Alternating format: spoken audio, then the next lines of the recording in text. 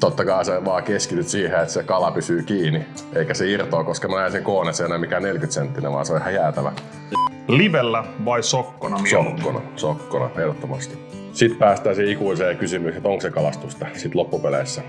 Et se on ihan sama mikä kisa, niin 1-2 etukäteen. Sun pitää treenaa, sun pitää katsoa ne alueet, sun pitää luoda se strategia päässä. Tai mun frendi Fajelista mieltä se on toi majava. Edelleenkin. Se on majava. Se oli majava pesä edestä naulas kiinni. No niin, hyvät katsojat, tervetuloa Kalapodin pariin. Tämä tulee olla Suomen monipuolisin kalastusaiheinen podcast, joka tulee käsittelemään aivan laidasta laitaan kalastukseen liittyviä asioita. Todella kirjavan vieraskattauksen kanssa. Podcast löytyy niin Spotifysta kuuntelijoille kuin meidän YouTube-kanavalta sitten ihan videonkin kerran. Ja nyt Kalapodin ensimmäinen jakso. Meillä on täällä vieras, joka on varsin ajankohtainen meidän kanavan seuraajille. Hän on meritoitunut kilpakalastaja, joka on juuri voittanut ensimmäisen Every Birds Countsin. Hänen viiksikäs naamansa on lähes tuttu niin somesta kuin Tammisaaren rampeilta. Hän on niin pitkä, että hänen käsissään suurhaukikin näyttää sintiltä. Hän on meille opettanut 2 tärkeää asiaa. Amarone punaviinit ja sen, että ravintolassa voi nälkäisenä tilata vaikka 2 annosta. Hän on tietenkin 2 metrin Mika Mujunen. Tervetuloa. Kiitoksia. Ilo olla täällä. Ja tosiaan meillä on tämän podcastin aina joka jaksossa uusi vieras, niin me halutaan myös aina ottaa joku sellainen niin sanottu nimikko, juomapullo tänne, ja Mujusen kohdalla se oli nyt Amarone viinit, kuten tuossa alkuun sanottiin, joten kippis sille. Kyllä mä niinku laatuviineistä tykkään, ja Amarone on yksi niistä. Ruuassa mennään enemmän laadun perässä. Muista aikana, että yksi CPC-kuvaksi oltiin, niin kaikki oli aika nälkäisiä venepäivän jälkeen, niin Muju sieltä vaan kylmästi tilasi 2 annosta, mä olin vaan silleen, että tätä konseptia mä en aikaisemmin kokeillut, mutta otetaan sama. Että kyllä kaikki ja kun ollaan Shimano, niin alakartti. Kyllä. Mut joo, kiitos. Kiva olla täällä. Joo, loistavaa, että saatiin sut vieraaksi, mutta lähdetään sitten ensimmäisiin aiheisiin. Joo. Eli meidän nyt ensimmäisenä kiinnostaa se, vaikka erittäin kova meriton kilpakalastaja, mutta kuitenkin vähän vielä syvennetään tähän Mika Mujuseen kalastajana, niin mistä taas on kalastusura on saanut alkunsa ja innostus kalastukseen on lähtenyt? Kyllä se on lähtenyt niinku ihan pikkupäässä saakka. Ja varmaan 3-4-vuotiaana ekat matonget tuli vedessä ja muutama lahna siitä tulikin Itä-Helsingin rannolta ja siitä se lähti. Sitten 10-vuotiaana muistan, mä sain synttärilahjaksi ekan umpikoppasen kelan. Niin itse asiassa siitä lähti sitten niinku haukikalastus. Eli lahnaonginasta hauen kalastukseen. Ja te olette mennyt toistettua. Oliko jotain muita sit tärkeitä kalastusmuotoja, mitkä on hauen ja lahnan lisäksi, mitkä on no silloin junnuna heitettiin pois rannalta haukea ja sitten vähän varmaan se, kun tuli teini-ikää, se kalastushomma vähän laantui, tuli muut mieleen, että oli vähän salibändiä ja muita harrastuksia ja muita juttuja, mutta sitten sanotaan, että siinä varmaan 25-vuotiaana se uudestaan syttyi niin siitä ahvenen merkeissä. Okay. Ikasin paljon ja kalastin paljon. Ja sitten oikeastaan kun tuli isommat uistimet markkinoille, niin kuin puustirekki sun muuta, niin sitten siirryin hauenkalastukseen 2009 tai tämmöistä 8. Joo. Ja sitten sanotaan, että siitä vielä semmoinen 5-6 vuotta mä jaksoin niin sitä isoa haukea heittää, sitten siirryin takaisin tänne ahvepuolelle niin ihan täysin. Tuleeko tätä ahvenkalastuksen alkuvaiheet mitään ikimuistoisia hetkiä? Tai kyllä mä uskon, että ne lahnatkin varmaan kivat tunti siellä matongessa pikkupojalle, mutta onko siellä mitään sellaisia nuoruusvuosia vielä sellainen, tai siinä vähän varhaisnuoruuden jälkeen? Mulla on tuonne muutama kuva. Mä muistan, mulla on 89 vuosi. Niin me mentiin naapuri soutuveneelle. Mentiin siihen, onko se Vuosaarto? Tai niin kuin Vuosaari ja Mariniemen välimaastoon. Niin siinä tuli ehkä 1,5 hauki. Se oli ihan törkeä makea silloin, kun se oli semmoinen 50-60 senttinen. Se tuli Abun Tobias, vai onko se Tobias se vielä? Tobi, joo, semmoisen mustakultaisella. Sen mä muistan. Ja sitten tuli Mäntyharjulla, mulla on ikää vähän enemmän, mä olen kuin 12-13, niin tuli, olisiko 5,5 hauki. Se punnittiin semmoisella vanhanaikaisella, lisätään paino, poistaa paino vaalle. Se oli noin suuntaan antaa, mutta se tuli mini fat rappia. Ok, no niin. Firetikko, se oli makea. Kyllähän tuollainen 5 puokkihauki junnulle mini-fat-räppiin, niin kyllähän se on silleen, jokainen, joka on niinku nuorena kalastanut ja se ensimmäinen iso hauki on tullut, niin kyllä se on sellainen, että kyllä se aina muistaa ikuisesti. Kyllä. Ei sitä niinku ikinä mitattu, mutta sanotaan, että 80-90 senttinen. Ja sitten UL-vapaa ja tiedätkö UL-laitteet. Mä varmaan niinku 15-20 minuuttia sitä väsytin. Ja Faija, tai mun frendi Faija, sitä mieltä se on toi majava. Edelleenkin. Se on majava. Se oli majava pesä edes naulas kiinni. Mutta ei se saatana majavaa. Niinku. Mut joo. On ihan siisteä muistoa. Olit se jo silloin 2-metrinen, että oliko se oikeasti sulle iso kala? Ehkä muutama sentti vajaa. Olemme aika ujoppi, mutta... Mitä toisit että tässä niinku, milloin toi kilpailu on sulla tullut mukaan niinku kalastukseen? Että onko se ollut heti alkuvaiheesta lähtien, onko se ollut jotain kilpailua vai onko se vasta tullut tässä niinku aikuisiällä? Kyllä on tullut aikuisiällä. 2010-2011 muistaakseni jotain sitä luokkaa oli ekat kilpailut. Ja sit siitä se syttyi se homma. Et mä oon aina tykännyt niinku yksilölajeista niinku haastaa itsensä. Golfissa ja kaikessa muussakin, niin toihan on mun mielestä parasta niinku kalastus. Pysyt haastaa itsensä ja sit kilpailussa oikeastaan, niin siinä se mitataan. No. Mitataan se tekeminen. Näin nyt vielä vähän off topic. Mitä sä näet, että golfi versus kalastus, että kummassa on enemmän tuurille vaikutusta golfissa taidolla ja kalastuksella taidolla? Mä uskon, että kummaskaan, että golfissakin ne nimimiehet on aina kärjessä, ettei sekään tuuria. Ja samassa on kalastuksessa, siellä on tietyt nimet aina niin kuin listalle. Ja tähän voisi kysyä vielä, että kun se nimi on aika usein Mika Muijon, joka siellä listan kärjessä on ollut, niin ihan vaan, että katsoja ei välttämättä ole tietoinen, se voi olla ehkä just tästä EPC-voitosta tietoinen aika todennäköisestikin meidän kanavan kautta, mutta sulla on myös aika hyviä menestyksiä ja merittejä muissakin kilpailusta, niin haluaisit nopea vielä käydä vähän näitä sun huippuhetkiä. Palkintokaappi läpi. Niin, nyt saat vähän nostaa itsesi alustalle, mikä ei ole tällainen suomalainen juttu, mutta tänään... No ei ole suomalainen työ, mutta se on no SM-kulta uupuu vielä. Et siitä löytyy pronssi, mutta sitten nämä isommat kisat, Northern Fishing Games löytyy voitto, sitten löytyy Happy Angerista voitto, se oli vielä ilman liveä, ja se oli muutama tiimi livellä, ketkä oli 2. ja 3, että se oli ihan makea voitto. Sitten löytyy teidän produktioista löytyy, onko nyt 4 putkea voittoa, ja sitten muutama vähän pienempi hyvä niin kuin menestys tullut, että niistä kisoista, mutta... Kaikki liittyy petokalastukseen. Kyllä se on Suomessa, sitähän se on. Milloin sä näet, että ne onkiskenee sit haastaa meitä ja muita oikeita kalastajia? Sanotaan näin, että sit kun mä oon pyörätuolissa ja ongin omalta laiturilta särkiin, niin sit mä voin lähteä teidän kanssa siihen. Mutta me ollaan kyllähän suunniteltu Muijune sun kanssa, että karppiretki joskus siellä vedettäisiin. Siihen voisin lähteä, joo. Se skidisti kiinnostaa, mutta se skidisti pelottaa, koska ollaan niinku kumminkin mun osaamisen ulkopuolella. Mutta siihen tulee liittyy yksi sun osaaminen. Nimittäin Amaroinen viinit on myös isosti mukana sitten karppiretkellä. Niin... Joo, no, jos mä oon ymmärtänyt oikein, se vähän rennompaa, että siinä kellot soi ja sitten ryömitään sieltä teltasta ulos. Kalaa tulee vähemmän kuin Vaasassa ja heittoakin vähän vähemmän, että sanotaan näin. Että... Mutta kalan tulo suhteessa heittomäärään voi olla ihan hyvä. Se on kyllä. Ja olkapäät kestää myös vähän paremmin kisarasitusta. Mä en tiedä kestääkö maksa sitten 3 päivää teltassa. Mäskäämistä. Alkuun sä kerroit, että pitkänä miehenä niinku pitkät kisapäivät, että sun yksi heikkous on se, että alkaa selkä väsyä ja näin, niin karpiongin on syvä puoli se ja noissa on otto-ongintatyyleissä, että saat ottaa ihan niin rennon asennon kuin haluat. Niin, niissä on hyvät tuolit ja mukipidikkeet. Just näin. Mutta ehkä joskus, hei. Joo, otetaan se prokkikseksi alle. Otetaan se tavoitteeksi tänä vuonna 1 karppi. Joo. Joskus hyvä tavoite. Se on hyvä tavoite. Niin. Nyt mun joku ollaan vähän kilpakalastuksesta ja sun kalastushistoriasta tässä puhuttiin. Nyt mennään vähän niin kuin tuoreempiin juttuihin. Ja kuten me tuossa jo aikaisemmin vähän kerrottiin jakson alkuun, niin viime viikon perjantaina sut kruunattiin 4. kertaa meidän produktion mestariksi. Nyt oli ensimmäistä kertaa ahvenformaatti Every Bird Counts.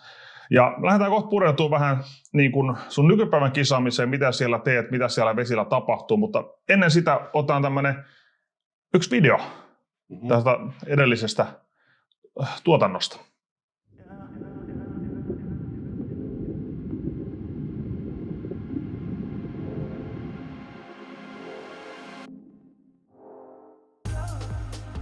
Shimanolla on taas haavi täynnä mittaamista odottavia ahvenia. Mutta Take it the right way around, Pepe. Yeah, they're out. We lost them all. Fuck!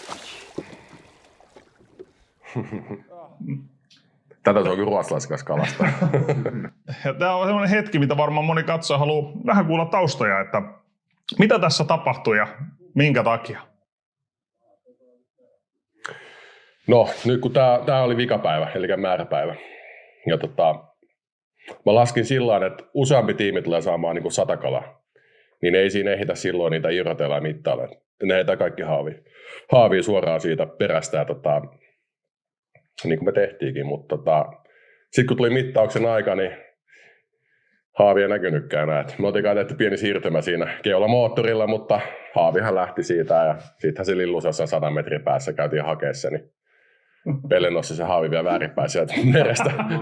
Kaikki ahvenet etävapautettiin nätisti. Ja tämä ei ollut viimeinen kerta kisassa, kun tämä tapahtui. Niin, tämä oli eka kerta. Sitten 2 tuntia myöhemmin täytyy tehdä uudestaan se. Mutta sitten ei löydetykään haavia. Mä sanoin Pellelle vielä, että nyt tehdään niin, että mä en tiedä muistatko sä, mutta mä sanoin, että seiso se haavin päällä, se varren päällä. Mä teen sen siirtymän taas. Jes. Ja sitten se kapelimestari näytti sormiin, että mene tonne, mene tänne. Ja sitten se haavi ei taas näkynyt. Se seisoi siellä keulassa mun kanssa ja haavi oli perällä.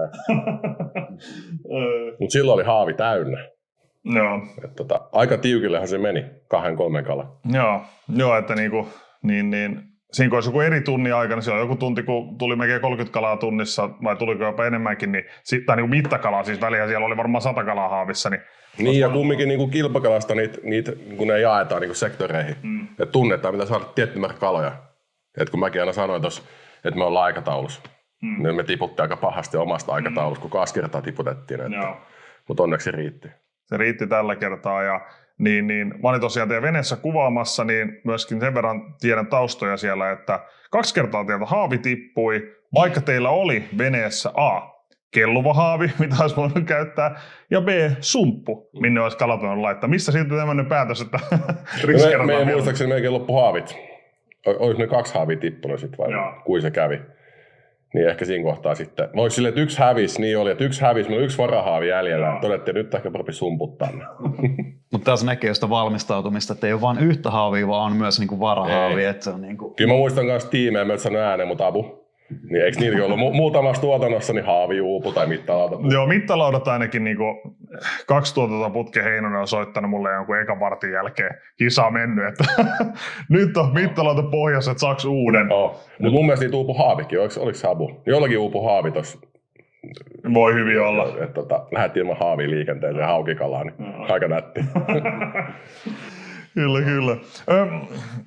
Mutta kun lähdetään nyt pureutumaan sitten vähän niinku kilpakalastukseen ja siihen, että sulla on nyt voittoja aika paljon niinku eri kisoista alla ja nyt tosiaan niinku meidän kisoista aika paljon ja niin me ei uskota, että se on pelkästään tuuria. Ja katsojakommenteissakin oli tämmöinen lainaus kun, että eka kisataan 3 päivää ja lopussa Mujunen voittaa. Ja tämä on ollut meidän formaateissa varsinkin niin kuin aika lailla tämmöinen toistuva tapaus. Niin vähän pureudutaan nyt siihen, että mitä siellä kilpailussa ja ennen kilpailua tapahtuu, jotta niin kuin tämmöinen määrä voittoja ja menestystä on niin kuin mahdollista. Niin lyhyesti, mikä on sun mielestä niin kuin voittosalaisuus? Siis valmistautuminen. Et se on ihan sama mikä kisa, niin 1-2 etukäteen. Sun pitää treenaa, sun pitää katsoa ne alueet. Sun pitää luoda se strategia päässä, että millä alueella sä kalastat, missä sä kalastat, koska sä kalastat, milloin kala syö parhaiten. Nämä kaikki pitääkin käydä läpi. Ja sitten tavallaan toteuttaa se oma suunnitelma kisapäivänä. Sitten jos sä huomaat, että nyt kala onkin suu kiinni, niin sun pitää olla sitten toinen suunnitelma, B-suunnitelma.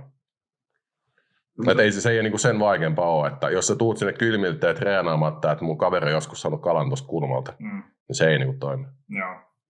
Eli käytännössä uskot tavallaan siihen, että se kala on aika lailla siellä, missä 2 viikkoa, tai niin kuin kala sä oot treenannut, että siinä tavallaan ollaan siinä just siinä hetkessä ja nyt eikä silleen, että 1-2 sitten näillä huippupaikkoa vaan. Että... Niin, kun kalat liikkuu ja lämpötilat vaihtelee, keli muuttuu.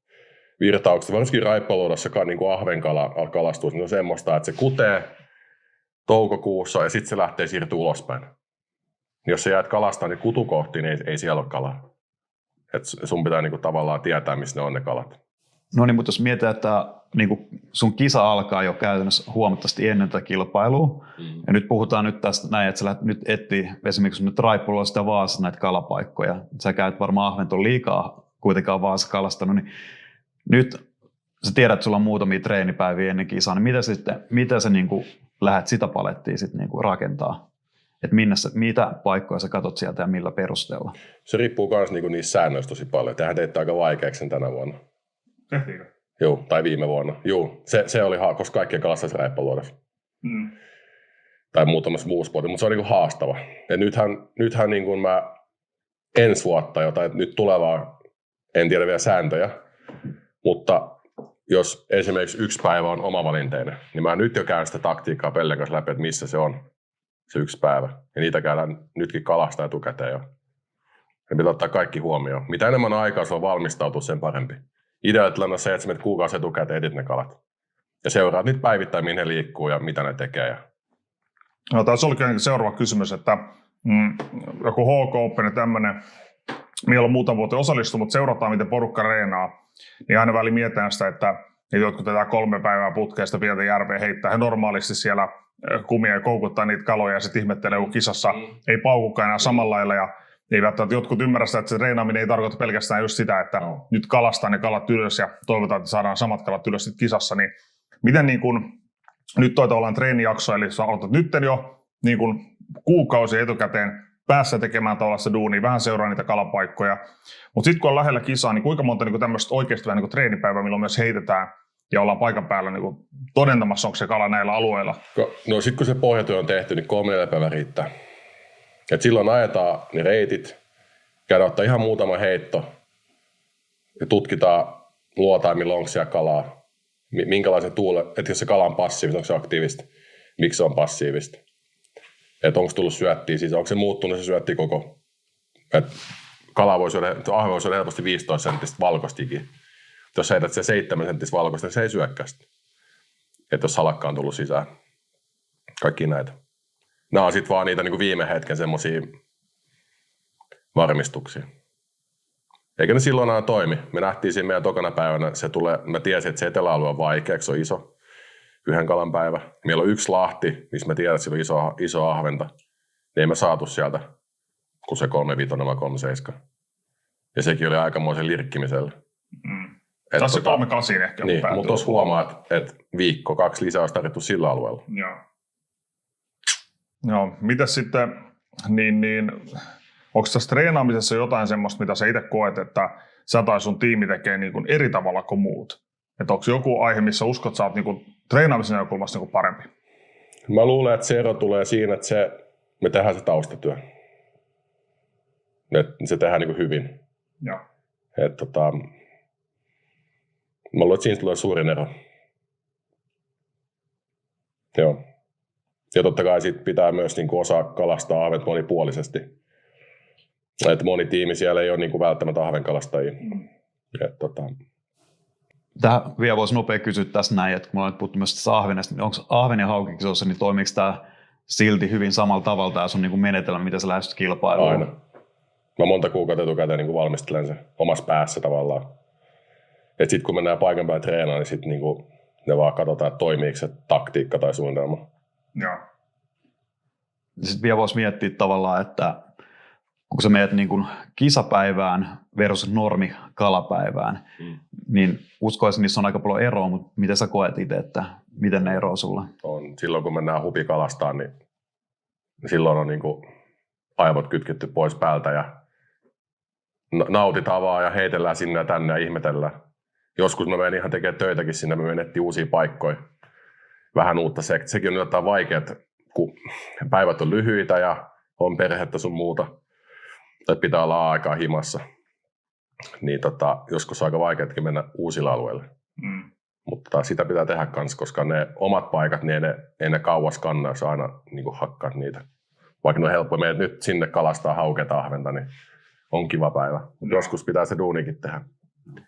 Mitä sitten tommonen ajatuksena nyt, että jos sun pitäisi nyt luetella vaikka muutama semmoinen asia, että missä sä koet, että sä oot niin kilpakalastuksessa. Voi liittyä niin ennakkovalmisteluihin tai myöskin sitten niin kisapäivään, mutta niin mitkä on sun vahvuudet ja mitkä voisi olla sun heikkoudet? No mä luulen, että vahvuudet tulee siitä, että mä oon kalastanut pitkään ja mä oon aika semmoinen niin kuin tekninen. Mä tutkin tosi paljon ilmapaineita, maastoja, kaikkea tämmöistä niin kuin maaston muotoja. Mä uskon, että kaikki nuoret kalastajat, ketkä kalastaa pelkästään livellä, niin niiltä niiltä puuttuu se elementti kokonaan. Että jos nyt heitetään pojat järvelle, että livet kiinni, niin kyllä mä voin sanoa, että 99% pihalla. Joo. Et mä luulen, että niiden yhdistelmä on aika kova kombo. Ja sit mun heikkoudet on kyllä, niitä löytyy aika paljon. Hässäkkää usein. Niin, hässäkkää, mitä enemmän ikää tulee, sen enemmän hässäkkää kyllä. Mutta heikkoudet.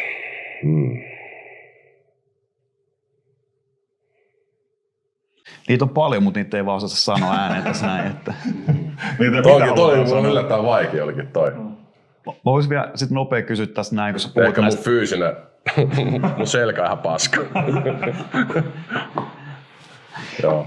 Eli vielä tähän näin, nyt kun sä otit vähän tämän niin kuin live-kalastuksen, että sulla on siitäkin kokemusta ja siinäkin olet varsin meritoitunut, ainakin luultavasti, ainakin pärjännyt monissa kisoissa ja uskoisin, että NFGskin varmaan live on ollut mukana kuitenkin. Se on täysin live-kisa, niin kuin nämä kaikki nykyään on, että ilman liveä sä et voi voittaa oikeastaan nykypäivänä. Me ei nyt ehkä näihin live-vinkkeihin vielä enää lähetä tässä kohtaa, mutta niin kuin just näistä ilmanpaineista ja sen järven tai merialueen lukemisesta, niin tuleeko sinulle mieleen mitään siitä sellaista täkyy tavallaan sellaiselle, joka on niin kuin enemmän live-kalastunut tai vähemmän kalastunut, että mitkä on niin kuin ne sellaiset sun mielestä tärkeimmät elementit siinä, että tavallaan, että jos tullaan sokkona heittää järveä tai merta, että mihin niin kuin kannattaisi keskittyä? Se riippuu myös niin kalalajista, että mitä haetaan. Mutta jos nyt kuvitellaan, että on taustalla on pelto, maisema. Sitten yhtäkkiä se on yksi puu siinä keskellä, niin kuin rantaviivalla. No. Niin yleensä siinä on jotain sit, niin kuin siellä pohjamuodossakin. Siellä on kivikkoa tai mitä vaan, niin kuin kärkeä, mikä tulee ulos. Ja näitä pitää pystyä seuraamaan myös. Että kun etsitään kalaa ilman luotaimia. Jotain tämmöistä.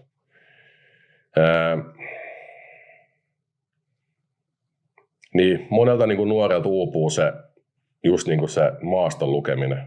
Ja miten, jos tuuli puhaa tonnekin pussiin, että yleensä kala sitten on aktiivisia, kun se työntää syöttiä sinne. Tai jos se tuulee kovaa, se työntää se ahven tai hauki, tulee ulos sieltä kaislan seasta. Ne ei viihdy siellä, jos se heiluu tälleen. Ne tulee silloin syömään.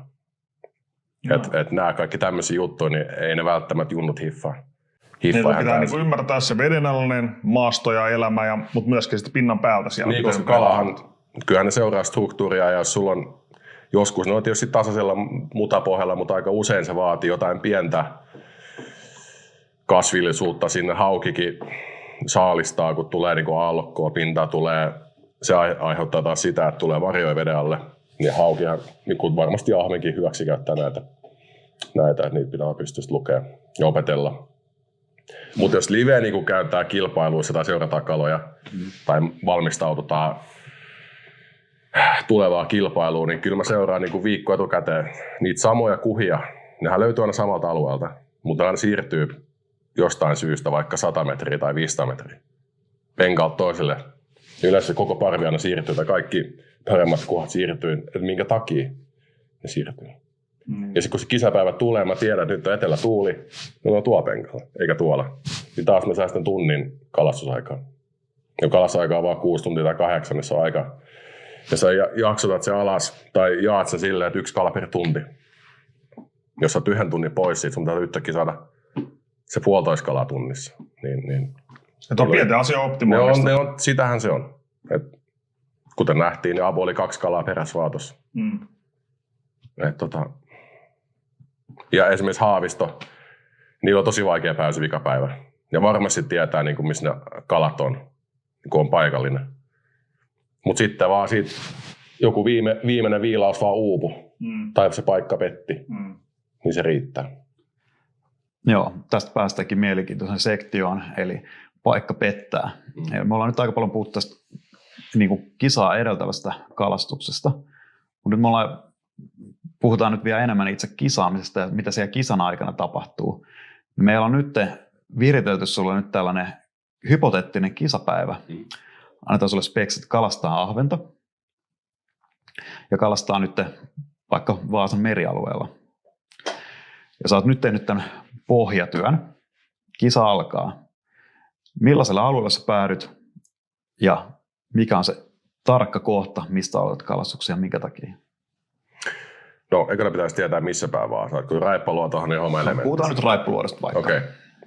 Eikä kivihelvettiin siirryttiin siis. Kyllä.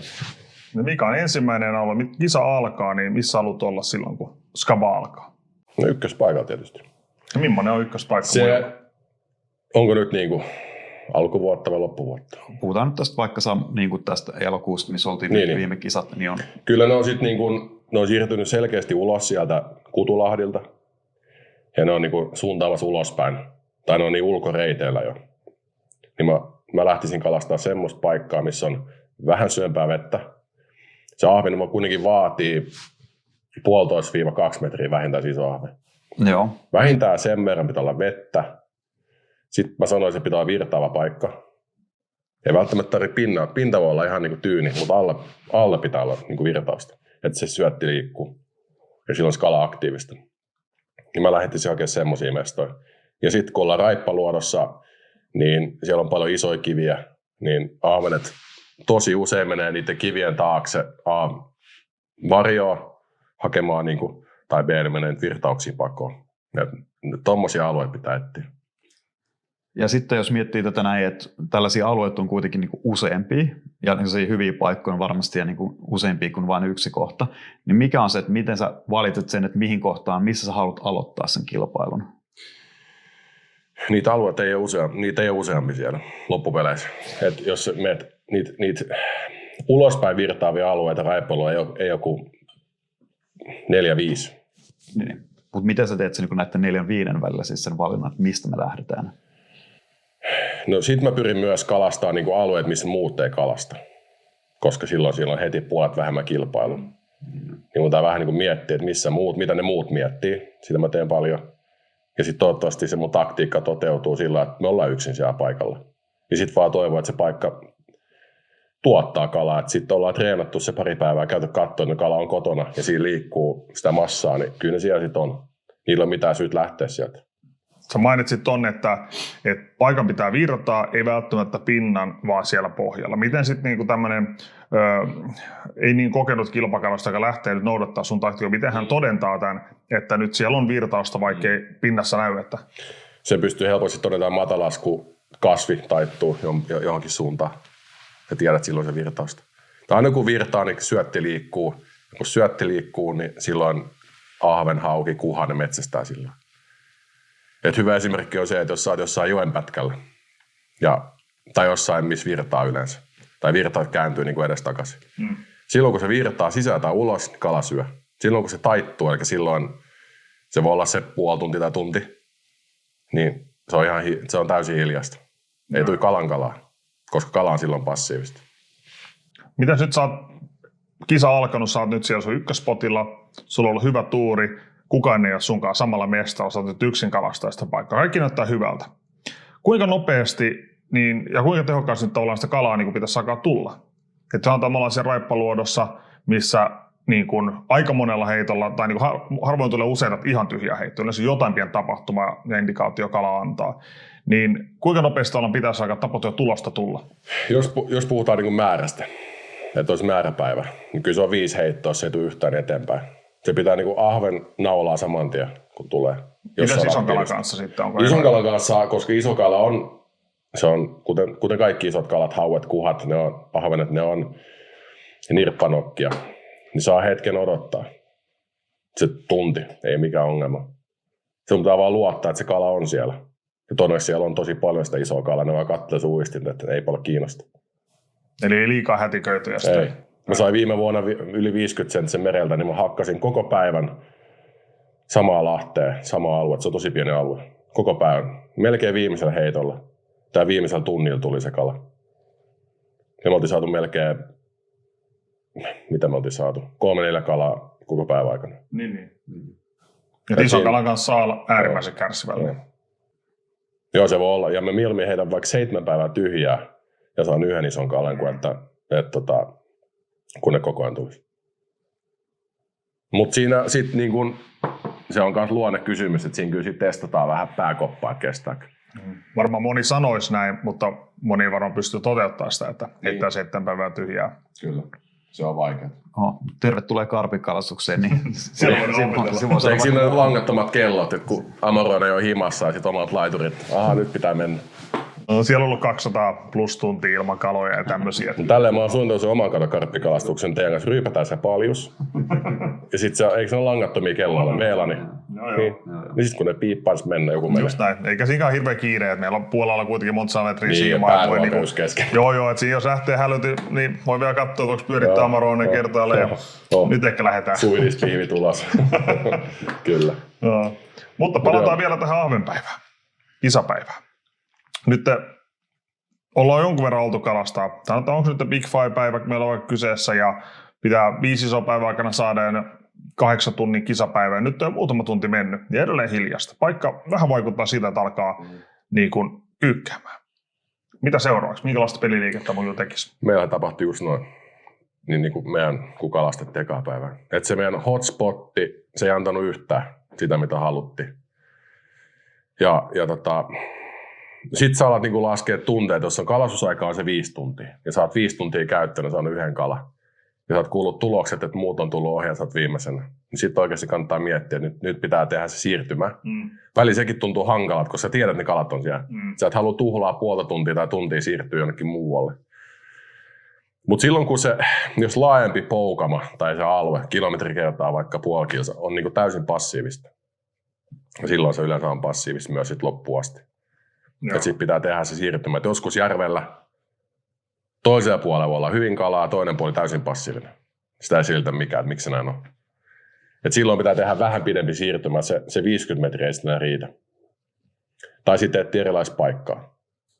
Niin kuin täysin erilaista, että jos ne virtaavat vedet ei toimikaan tai virtaus on kääntynyt tai syöttikala on siirtynyt ulos. Näitä pitäisi miettiä. Miten muuten tuo tilanne, tuohon nyt sinällään helppo ajatella, että totta kai jos ollaan niin kuin sanotaan ihan pohjillisia, että sitten niin kuin tietää, että on niin vähän niin kuin pakko tehdä jotain, jos syönti on ollut muilla ainakin hyvää jossain muualla, että sehän antaa sellaista tietoa. Mutta sitten ehkä sanotaan myös, että kai jos ollaan kärjessä, niin sitä ei välttämättä kannata nyt ehkä liikaa tehdä peliliikkeet. Mutta sitten jos ollaanko siinä keskivaiheella, että siellä on niin tiimejä, jotka käytännössä selkeästi huonommin, mutta siellä on myös tiimejä, jotka käytännössä selkeästi paremmin ja kalastaa kuitenkin tavallaan niin kuin samalla alueella, niin miten sä sitten siinä kohtaa lähdet niin kuin miettimään sitä hommaa? No mä edelleenkin, kun mä oon sen pohjatyön tehnyt, ja mä tiedän, että joku teoreettinen numero, sanotaan, että keskimitta pitää olla vaikka 39 ahvenilla. Että jos mä sen saan, niin mä tiedän, että voitto on lähellä. Eli joku on sitten jo, tiedätkö, puolen päivän aikaa ylittänyt se reilusti. Se on tosi harvinaista, mutta niinkin tapahtuu. Niin tavallaan pitää edelleenkin pysyä siinä omassa suunnitelmassa. Että se oma tietty, vaikka 2 metriä pitää saada täyteen ahvenilla. Että jos sen saa täyteen, niin silloin on, tai 2,50, no se on ehkä liikaa 2 metriä, niin silloin sä oot tosi tyytyväinen tieto, että pysyy vaan se omassa suunnitelmassa. Mutta silloin pitää siirtyä B-alueelle. Eli sun pitää tehdä se siirtymä ja muuttaa taktiikkaa sen verran, että sä menet niille sektoreille kalastaa, missä sä et olisi varmaan muuten kalastanut, mutta sä oot treenannut ne valmiiksi. Ja niinhän me tehtiin siinä, me siirryttiin sitten semmoisen alueelle, mikä oli vähän niin kuin backup plani. Ja se tuotti hyvin kalaa sitten. Okei, se ajatellaan nyt näin, että tämä suunnitelma on nyt pitänyt paikkaansa. Backup plani alkoi tuottaa kalaa. Nyt teidän tiimi alkaa nousee sinne kohti kärkeä. Muutatko mitään vai jatkatko niin takomista sitten niin kuin mihin asti? Onko se ihan sinne kisapäivään ihan loppuun vai niin kuin? Kyllä se viimeiseen heittoon asti. Et niin kauan kunnes mä saan sen oman teoreettisen numeron täyteen lapulle, mikä nyt voisi olla vaikka sitten 39 tai 40 senttiä keskimitta. Sitten kun se on täynnä, niin sitten voi niinku henkästä, että nyt ollaan lähellä voittoa ekan päivä. Koska mä tiedän, että joku teoreettinen maksimikin sillä alueella on, mitä pystyy kalastamaan. Niin ilmeisesti se oli se 25. Huippupäivä olisi 40 tai 45 senttisiä kaikki kalat. Mutta mä tiedän, että niitä päiviä tulee 1 vuodessa. Ja tuskinpa asuu kisapäivä kellään muullakaan se. Joo. Ja tuo mitä sä just mainitsit, että niin kun, tai sitten kun ollaan tuossa lähellä voittoa, tiedät sen tietyn teoreettisen maksimin, sanotaan, että sä oot niin kun aika lähellä sitä, ja sä oot vaikka tiedät, että sä oot kilpailun johdossa, mutta vielä on niin kisa-aikaa jäljellä. Ja tämä me ollaan niin monessa kisassa nähty, että siellä on porukka, jotka niin sanotusti paskoo alle. Miten sä niin kun varmistat tänne, että siinä vaiheessa, kun homma näyttää hyvältä, sä et niin kun oikeasti sä tai sun tiimikaveri ei koolaa mitään tyhmää, mikä pilaa sen päivän. Ei kun siinä vedetään loppua se täysillä. Ei siinä, ymmärrän sun kysymyksen oikein. Mutta just silleen, että jos se niin sanotusti alkaa se voitto näkyy jo liian lähellä. Ja on näkynyt semmoisia tiimejä, jotka niillä on ollut hyvä paikka, tullut hyvin kalaan. Ne on nyt ollaan voitossa kiinni. Ja sitten päättääkin silleen, että ei vitsi, että saataisiin tuolla parannettua, vaikka ei. Monen mielestä voisi olla. Sen takia Veneessä on kapteeni, kuka päättää kylmärauhallisesti, että on suunnitelma, tästä pysytään. Joo, suunnitelmassa pysyminen ilmeisesti on nyt se keskiössä. Jos kapteenilla tai kipparilla ei pysy se hanskassa, niin sitten se on henkilökohtainen voi. Joo. Jos tähän vielä vähän tällaisen täsmentävän kysymyksen vielä. Eli vaikka meillä on nyt tämä hypoteettinen päivä, että se lähtee vähän heikommin käyntiin, mutta entäs jos sulla on päivä lähtenytkin oikeastaan aika hyvin käyntiin ja ollaan tulostaulullakin aika korkealla, mutta sitten se kalan tulo alkaa pikkuhiljaa koko ajan huononeen. Sitten pitää tehdä se sama juttu, siirtymä. Joo. Et sit kun sulla on hyvä kortti alla jo ja sä oot kärjessä, niin sun pitää saada vaan isoa kalaa. Niin sä et voi jatkaa se samaa rataa niin kuin sä oot jatkanut, varsinkin jos se trendi on alaspäin. Silloin teet jotain väärää. Aivan. Et sun pitää koko ajan pystyä laskemaan sitä, että tuntiaikataulu tietty kala pitää saada. Jos sä et kykene siihen, sä et pysty voittamaan.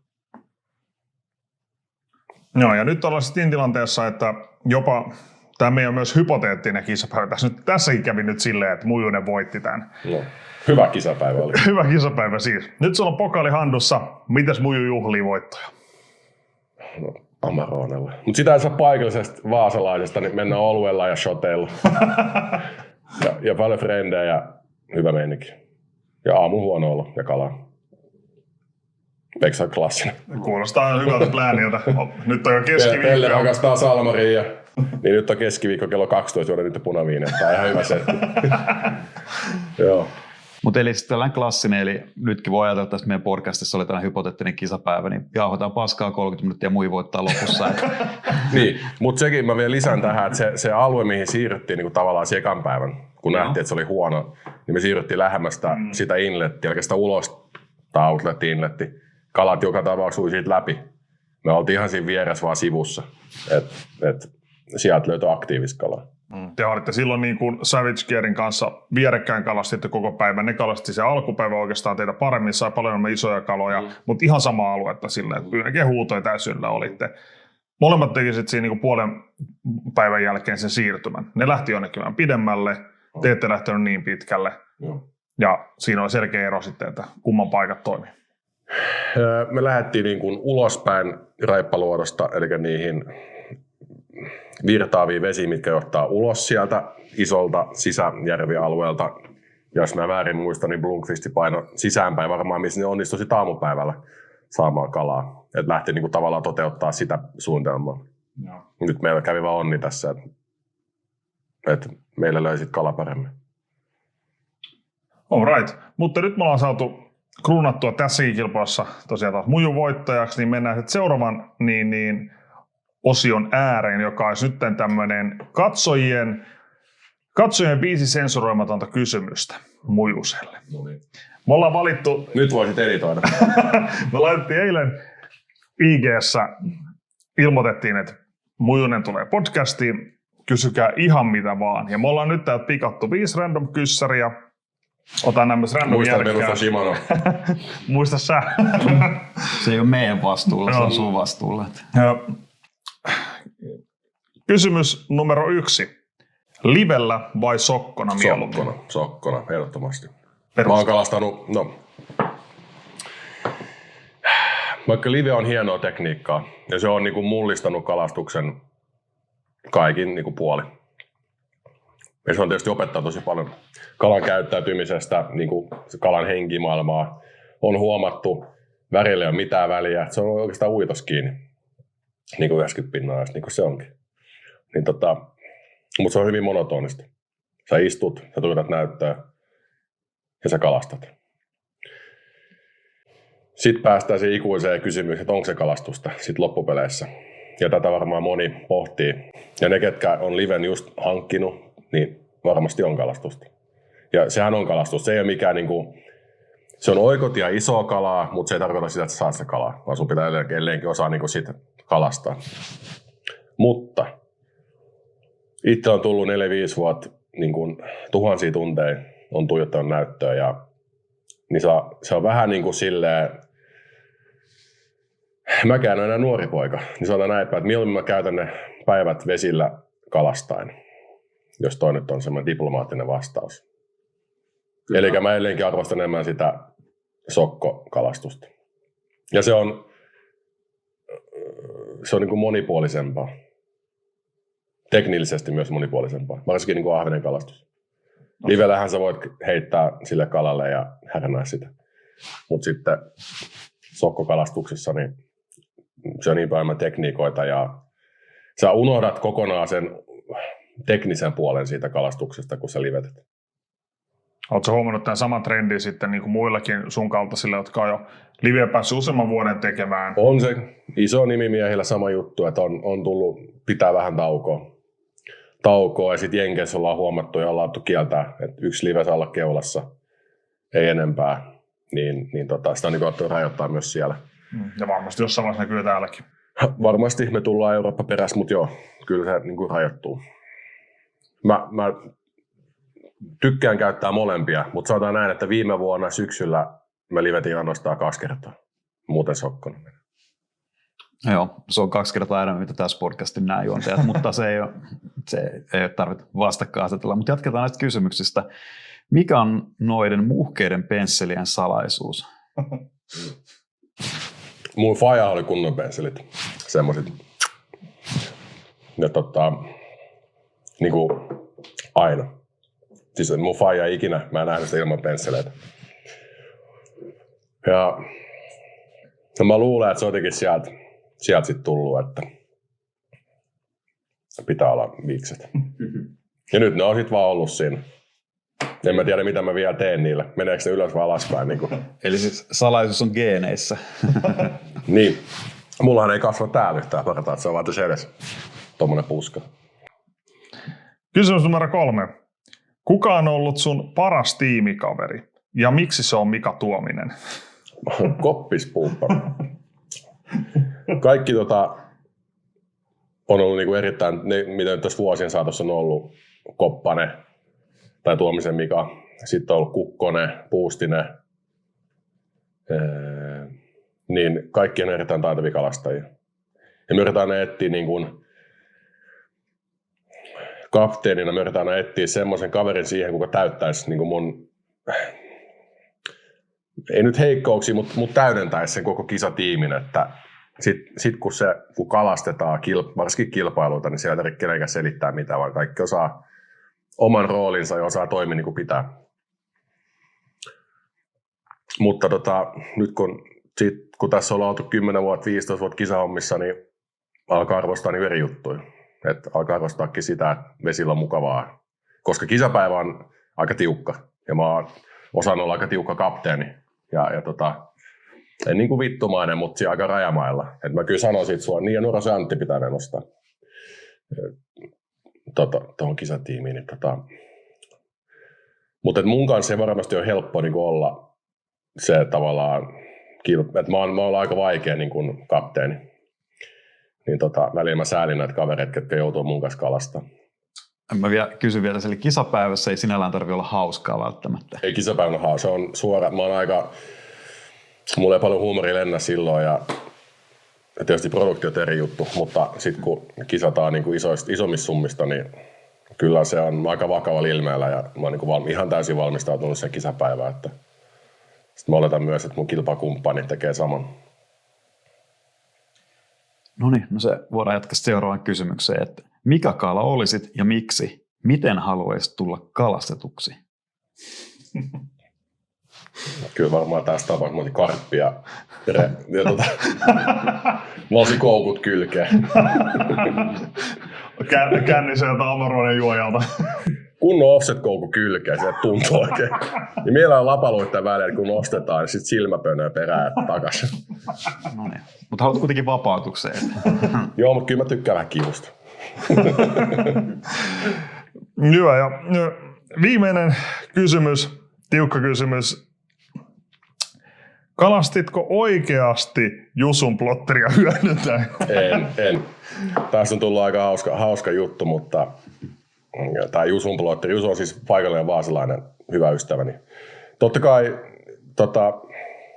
EPCn ekoilla kausilla, siis joka vuosi näissä kun ollaan kuvattu EPCtä, niin aina konsultoi Jusua. Niin kuin varmaan ihan kaikki on konsultoinut kavereitaan siellä päin, että kalkki kalastaa aika samaa mestolla. Kenenkään on ihan turha tulla selittää sinne, että löysin tämän paikan itse. Niin jos on ystäviä siellä suuna, niitä kannattaa hyödyntää. Mutta varsinkin tämä Ahven kisa, niin siinä ei menty Jusun plotterilla. Sen voi Jusukin vahvistaa. Mutta Jusulta tuli konsultointiapua. No, Jusu taisi mullekin tulla silloin baarijuhlissa vielä erikseen sanomaan, että miksi se on niin paljon kommentteja siitä, että Jusun plotterilla menty, että ei ole todellakaan menty. No mä luulen, että siellä on Heinosen Antti ja Blomqvistin Ville ja harmittaa kuin hävis. Mutta tähän nyt aasinsiltana mennään seuraava osio, mikä käsittelee vähän enemmän yleistä niin kuin kalastuskeneä Suomessa ja brändejä ja näin, niin mitäs tämmöinen nyt, kun just, niin kuin tässä vaikka mainitsit tälleen, että kommentit saattaa tulla Abulta ja Sävekeltä ja niin katsojat ei välttämättä niin kuin aina tiedä tavallaan, että aika pienet piirithän kalastuksessa on, kaikki tuntee ja tietää toisensa. Niin miten tämmöisessä, niin kuin, ota vaikka tämmöinen produktio, missä eri brändit, jotka on niin kuin kaupallisesti kilpailijoita, Shimano, Abu, jne. Mutta miten sitten niin kilpailijat keskenään, että koetteko te, niin kuin, että olette ennäs toistenne kilpailijoita ja vihollisia niin kuin kisapäivän ulkopuolella, vai oletteko siellä frendejäkin? Eikä me kaikki ole ystäviä. Tämä on kuitenkin niin kuin yksi iso perhe. Ja kaikkia tuetaan. Emme haluta nähdä, että kuka tippuu ulos, koska se vaikuttaa silloin kaikkiin. Mutta jostain syystä kalastus niin kuin maailmanlaajuisesti niin onhan se aikamoista niin tämmöistä leikkikenttää niin kuin miesten kesken, että toi kuulosti vähän oudolta. Siis tarkoitan sitä, että kyllä se aikamoista selkää puukottamista on. En tiedä miksi, mutta tämä laji on semmoinen, että tässä saa kyllä niin kuin, välillä annan puukkoa, välillä saa puukkoa, että kai se kuuluu tähän. Mutta eikö me kaikki olla ystäviä, tämä on kumminkin, tässä tehdään reality-ohjelma, eikä niin kuin, eli siinä mennään niin kuin kumminkin sit brändi edellä ja estellään tuotteita ja toivottavasti kilpailu voitaan myös siinä samalla, mutta se ei ole ehkä se päämäärä siinä voittaa sitä.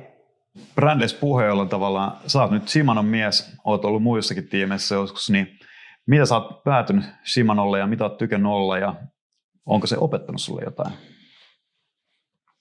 Sanotaan näin, että Shimano iso talo, niin on se aika paljon rennompaa tehdä heidän kanssa yhteistyötä kuin jonkun pienemmän sitten kanssa.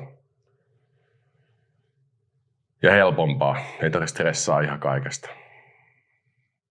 Kyllä se on kiva talo. Mitä sitten, niin näetkö sä, tai miten sä näet itsesi ja ylipäätään suomalaisessa kalastuskenen vaikka semmoinen noin 5 vuotta eteenpäin, jonkunnäköinen aikaikkuna eteenpäin? Onko vielä sama paita ja lippis päällä, toivotko, että on, ja onko kalastuskenessä jotain muita mullistavia asioita tapahtunut? Sama paita. Kyllä mä sanoin Shimanolla aikaisemmin, että se on mun viimeinen talo.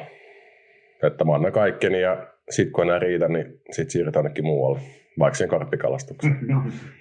Mutta Shimano edelleen mennään ja mä luulen, että ahven kalastus nostaa aika vahvasti päätään Suomessa. Se on Ruotsissa mennyt jo niin kuin hauen kalastuksen ohi. Tulee tapahtua Suomessakin jossain kohtaa. Ja sen lisäksi mä näen ehkä, että toi live-kalastus vähän hiipuu. Tai ei välttämättä hiivu, mutta sanotaan, että kilpailusta tulee sääntömuutoksia. Mitkä tulee sitten, että tulee varmaan tämmöisiä sekoituksia, että osa päivä livellä ja osa ei ja yksi kala livellä, loput ei, jotain tämän tyyppistä. Mä luulen, että tulee. Ja mä luulen, että sokkokalastus tulee nostaa myös päätään sieltä, että mä luulen, että tulee kisoin, mitkä on ihan puhtaasti sokkokalastukseen. Me ollaan niin koetettu edistää produktiossa sitä, että saisi mahdollisimman paljon sitä itsekalastusta ja sitä sen opettamista niin siellä näytettyä. Kyllä.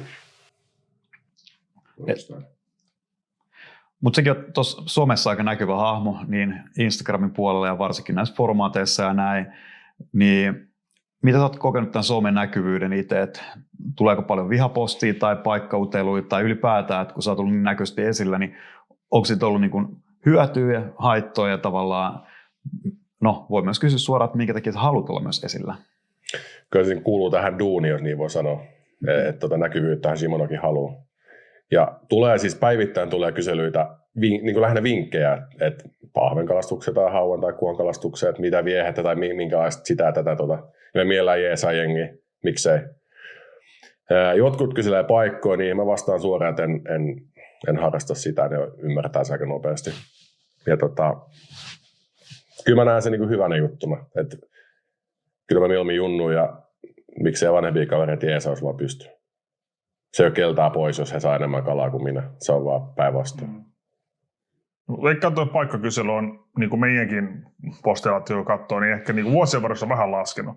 Jossain vaiheessa tuntuu, että aika moni kyseli paikkoja, ja sitten jos niitä ei nettiin paljastanut, niin sitten siitä tuli niin kuin pientä kuraa tai sille, että sitä otti vähän tuomita. Musta tuntuu, että se on ehkä vähän lähtenyt hiipumaan, että porukka enemmän ymmärtää sitä, ja nähnyt esimerkkejä myöskin monesta kuuluisasta järvestä vaikka, että homma lähtee liian isolle yleisölle laukalle, niin sitten se on lähtenyt käsistä, järvi aika nopea kuollut. Niin, siinä kalakanta kärsii tosi pahasti. Just näin. Mitä sä näet sitten niin tähän liittyen vaikka just live-kalastus ja niin kuin live-laitteet, että kuitenkin tekniikka menee koko ajan eteenpäin ja se tarkoittaa myös vähän niin kuin hintojen laskua, että jossain vaiheessa niin kuin aika edullisesti voi jo saada niin kuin oikeasti tehokkaat laitteet. Näetkö tässä niin kuin uhkakuvia? Että... Se on tässä. Sanotaan, että seuraavan 5-10 vuoden sisällä tulee varmasti lakimuutoksia. Tai mä toivon, että tulee. Että sitten kun nuo laitteet maksaa 500 € jokaisella varaa siihen, niin sitten alkaa niin kuin pappiheilu jengille. Ja kalakannat alkaa hiipua. Et nythän Suomen järvissä on tosi paljon kuhaa. Sekin on huono juttu. Mutta sitten kun siellä niin kuin papitetaan kaikki veksi, niin ne isot kalat, niin seuraavat 10-20 vuotta, niin se voi olla katastrofaalinen. Sitä ei vielä niin kuin tiedetä. Mutta mä toivon, että siinä on niin kuin sit fiksumpia ihmisiä välissä ja tulee jonkinnäköistä niin kuin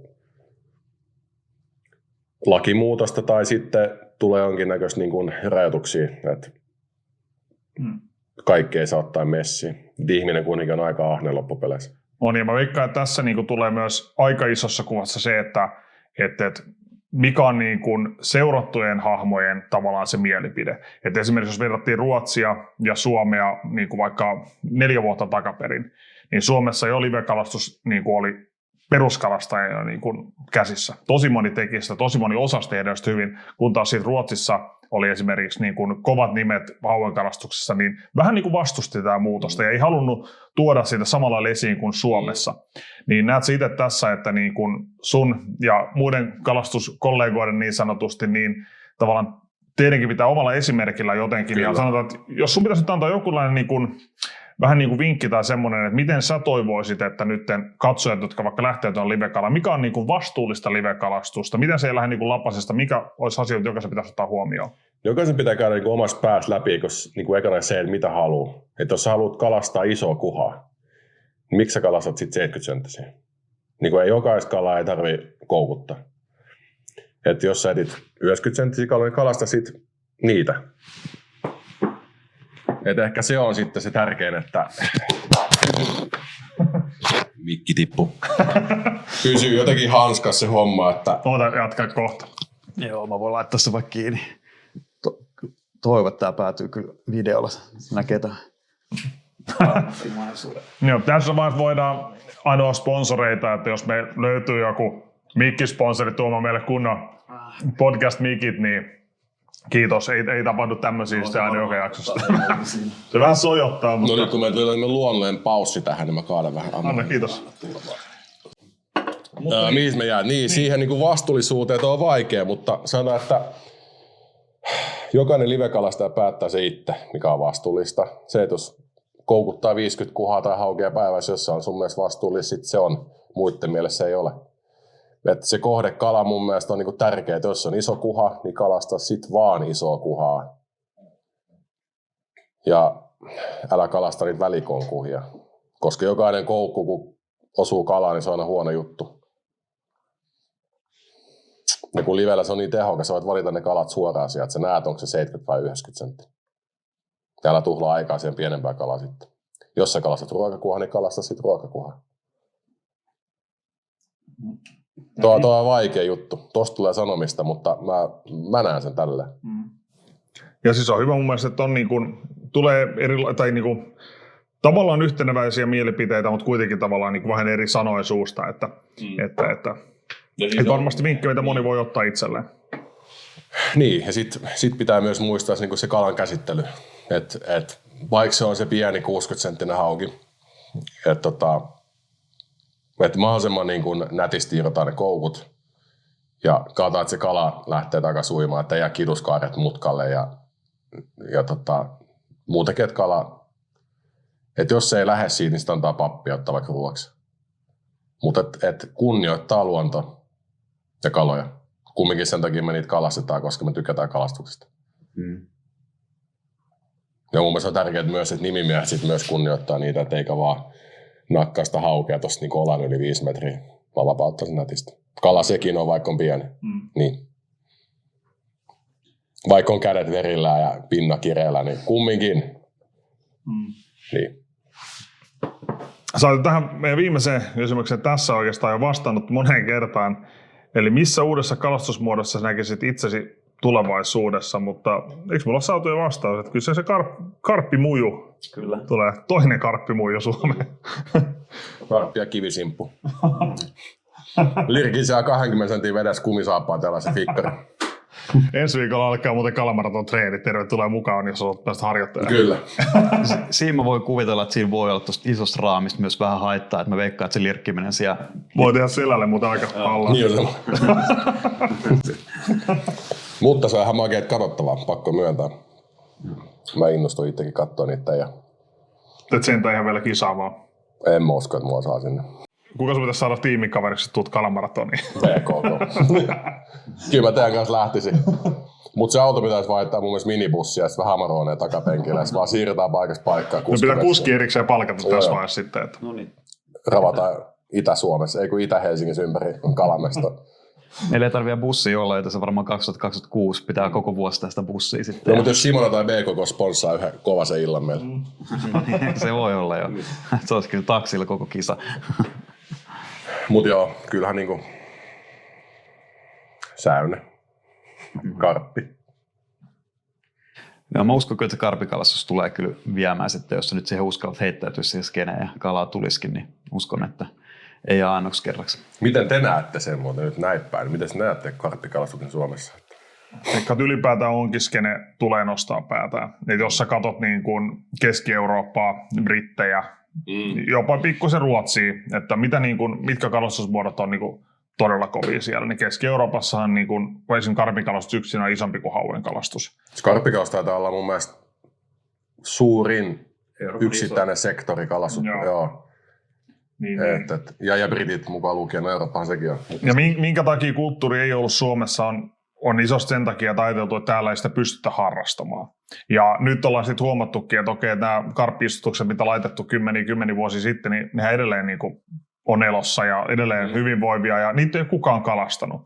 Et siellä on niin kuin paljon tavallaan sektori, paljon kaloja, paljon eri muita kaloloja ja tekniikoita, mitkä on Suomessa todella tehokasta, todella hienoa kalastusta, mutta kukaan ei oikeastaan sitä tee. Ja nyt me ollaan huomattu silleen, niin kuin, että ihan jopa Euroopan kovimpia karpinkalastajia on yhtäkkiä alkanut kääntää katseet Suomeen. Että hetkinen, että tuolla voi olla jotain uniikkiä. Että ne on vähän kyllästynyt siihen, että ne kalastaa samoja tavallaan kaupallisia järviä. Ja kun ne kuulee, että hetkinen, että täällä on siis niin kuin ihan villikarppia niin sanotusti, eli 50 vuotta sitten istutettua kalaa, mikä on unohtunut niin sanotusti tuonne vesistöön. Kukaan ei ole kalasta, kukaan ei tiedä niitä. Ja ne kuuntelee sitä touhua mitä hittoa, että jos tuo järvi olisi Briteissä, niin se olisi 200 € päivä luvat siellä. Ja tuonne saa mennä ilmaisiksi vai kalastushoitomaksulla. Et uskon, että potentiaali on niin paljon, että kun se markkina saadaan vaan niinku tavallaan tänne luotua, niin kyllä sit niinku, se tulee nostaa päätä. Onko Suomessa vielä yhtään maksullisjärveä karppihommaa? On muutama. Okei. Pikkuhiljaa. Joo. Ja mitä ehkä sanoisin vielä yleisesti tuohon, niin ei karppiin, vaan myös yleisesti ongintaan, niin siinä missä just petokalastuskene on muuttunut viimeisen 20 vuoden aikana hirveän paljon, ja live on myös muuttanut tosi paljon, ja silti jengi löytyy edelleen se sama palo, mikä sulki lähtset junnu siihen kalastukseen. Että niitä hetkiä kuitenkin, niitä huippumuistoja, niitä kaipaa edelleen. Ja sitten jos niitä ei tavallaan enää samalla tavalla petokalastuksessa saa, niin Suomessa on äärettömän hyvät vedet kaikkeen ongintaan. Se on myös äärettömän teknistä, vaatii osaamista ja melkein loputon määrä mahdollisuuksia oppimista uusia paikkoja. Ja mikä parasta, oikeasti kirjaimellisesti melkein kalastunut kaloja missä vaan. Et siinä missä meidät kalastaa haukea Suomessa nykyään, niin tuntuu, että kaikki kalat on jo koukutettu hyvillä paikoilla näin, niin se on onginnassa käytännössä päinvastainen. Hyviä paikkoja mielettömästi, kalapainet ei ole käytännössä laisinkaan missään. Ja kalojen arvostuskin on nousussa, että se onkikulttuuri on ollut erittäin niin kuin, pikkuhiljaa nousemassa ja se olisi, niin kuin, toivotaan, että se jatkossakin olisi näin, että voisi tarjoa niitä samoja kokemuksia, mitä nyt petokalastuskin on tarjonnut, niin yhtälaisen onginnan puolella. No ihan varmasti.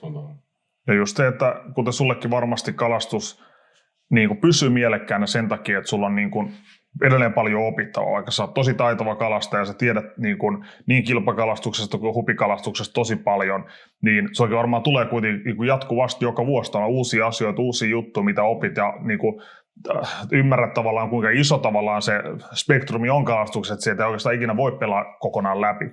Ja tätä jos miettii just niin kuin onginnassa, niin tavallaan siellä on ihan sikana tavallaan teknistä puolta, siellä on sikana opittavaa. Sä et niin kuin ikinä yhdessäkään kalajissa periaatteessa Suomessakaan pysty niin kuin tulla ihan valmiiksi.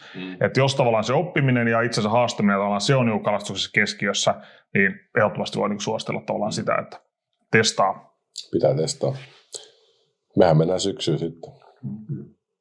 Mutta meillä on tällainen, tulee jatkuvakin kysymys loppujen lopuksi, eli tällainen loppuhuipennus tähän näin vielä vähän irrallaan, että huikein kalatarina vieraalta. Että se voi olla mitä vaan, sykähdyttäviä hetki vesillä, karvas karkuutus, unohtumaton tilanne tai joku, mikä niinku asian todenperäisyyttäkin jopa kuuntelee ja joutuu epäilemään, että voiko olla näin. Niin joku tällainen huikea tarina. Kyllä mä oon kuullut huikeita tarinoita, että tosta on 2015 vuotta sitten ollaan täsmätty meritaimenia tuolta, tai lohia tuolta selältä, ja ollaan saatu tonnikala tuossa Suomen edustalta, ja mä oon kuullut kaiken näköistä. Niitä on niinku useampi, mietin, että mikä on niinku semmoinen all time favorite. Mutta kyllä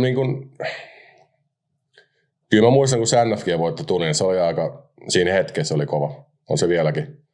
Et kun se kumminkin, siinä treenattiin 14 päivää etukäteen. Ja sitten se latautuminen, ja sitten siinä on 2 päivää karsinta ja finaali. Niin se jotenkin, se purkaantuu kerralla, sit kun se voitto tulee. Kun ne markkinat on tosi pieniä niissä. Sentti sinne, sentti tänne. Se oli magea muisto. Kisapuolelta. Sitten on kyllä niin kuin se viime vuoden 50% ahven sokkonakin oli hieno. Tosiaan kun se oli niin kuin ihan päivän viimeisiä heittoa, aurinko menossa alas. Sitten mun kaveri siinä kaivaa nenää tyyliin, istuu penkillä ja tiedätkö, pelataan Simpsonia ihan loppuun ja että lähdetäänkö himaan, nyt on loppu jo. Ja sitten kun se lyö siihen vaappuun ja se on semmoinen semikirkas vesi ja sitten mä näen sen kyljen, että se ei olekaan enää mikään ihan pikkukala, vaan semmoinen jäätävä. Se on nyt vade vittu ylös siitä penkessä haavi. Missä haavi? Ja semi-paniikki. Ja sitten totta kai sä vaan keskityt siihen, että se kala pysyy kiinni. Eikä se irtoa, koska mä näen sen koon, että se ei enää mikään 40-senttinen, vaan se on ihan jäätävä. Joo. Oliko se 1,7-1,8 kiloa, musta se oli. Mutta sitten kun se on siellä haavissa, sä näet sen, niin on se... Tai kun sä nostat sen haavin, tai siinä tulee se helpotus. Kun se on siellä haavissa. Tässä tapauksessa pidin kyllä haavista kiinni. Mutta sitten kun se haavi, nostat sen veneeseen ja sitten se tulee siihen ja sä näet, että se oikeasti hemmetii iso. Se oli aika magea fiilis. Ja kun mä tiedän, että vadekin niin tuuletti sieltä, että mikä vittu, ton kokoinen kala, eikä nähnytkään, silläkin oli kylmät väreet. Ja näkee toinenkin fiilistelee toisen puolessa. Se on kyllä, totahan se on paras frendien kanssa kalassa. Niin.